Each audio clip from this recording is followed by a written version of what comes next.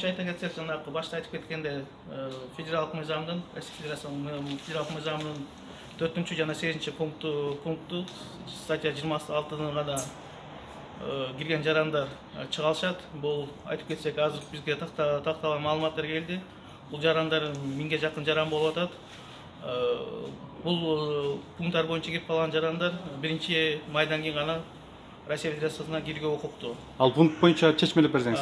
Пункт 4 айтсак, бул мурунку мыйзам бузуулар боюнча отдел полициясына протокол түзүлүп, кара тизмеге кирип калган жарандар булар. Чечмелесек, бул 30 күндүн ичинде учетко турган эмести, миграциялык учетко турган эмес. Пункт 8 боюнча айтып кетсек, бул 1 жылдын ичинде, 1 же 2 жылдын ичинде 2-3 жолу административдик штраф жаба алган жарандар. Булар ошо административдик штраф алып, ошонун негизинде кара тизмеге кирип калган жарандар. Булар да жанагы айткандай 1-майдан кийин гана бияка кире алышат. Мунапыска тиешеси жок жарандар бул соттун чечими менен киргендер. Бул соттун чечими менен киргендер, соттун чечими бүткөндөн кийин гана кире алышат. 27-статья, калган статьялар бул миграциялык мунапыска тиешеси жок. Андан тышкары, башта айтып кеткендей, 131 000 адам бул потенциалдуу кара тизмеге кирип калчу жарандар.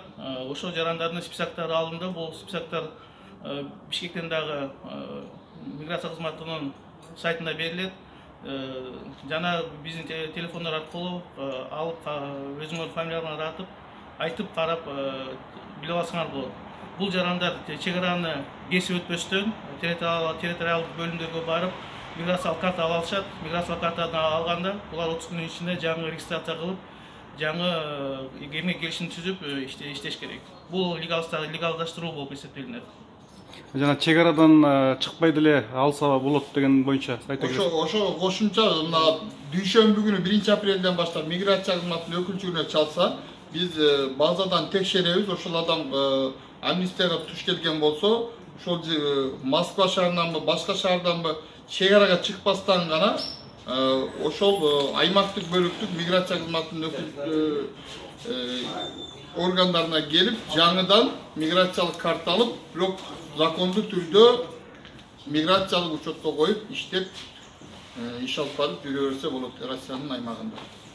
Бир нерсе бар, айтып кетчү. Миграциялык кызмат территориялык бөлүктөрүнө барганда дастиклопия деп колдун издерин алышы мүмкүн, отпечатка пальцев алышы мүмкүн. Мындан коркпош керек, отпечатка пальцев алынат, бирок андан кийин миграциялык карта берилет. Бул атайын ушуна процедураны өтүш керек да, аны биздин жарандар кошпосун.